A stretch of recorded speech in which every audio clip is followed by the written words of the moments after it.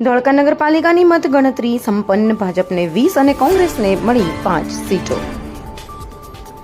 ધોળકા નગરપાલિકાની તારીખ 26 એપ્રિલે સામાન્ય ચૂંટણી માટે 25 બેઠકો માટે મતદાન યોજાયું હતું, જેની મતગણતરી આજ રોજ તારીખ 28 એપ્રિલના રોજ RD Shah arts and VD Shah commerce college Mithikui Dholka ખાતે હાથ ધરાઈ હતી. ત્યારે કોંગ્રેસ, ભાજપ અને આમ આદમી પાર્ટીના ઉમેદવારો, તેમના સમર્થકો મોટી સંખ્યામાં મતગણતરી કેન્દ્ર ખાતે એકઠા થયા હતા.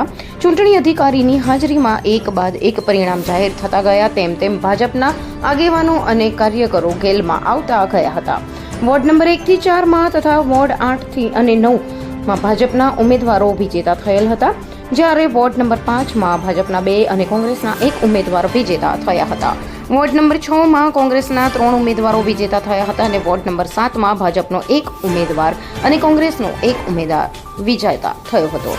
આમ આદમી પાર્ટીને એક પણ સીટ મળી નથી. વિજેતા ઉમેદવારોના વિજય સરઘસ નીકળ્યા હતા, જેમાં ઉમેદવારો અને તેમના સમર્થકોએ ફટાકડા ફોડીને મીઠાઈ વેચી જીતનું જશ્ન મનાવ્યો હતો.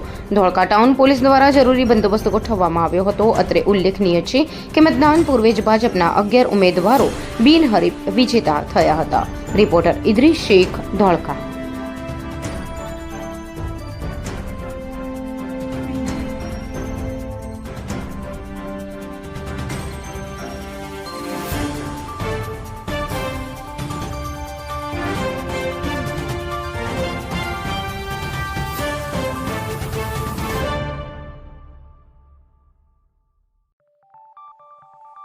Preview.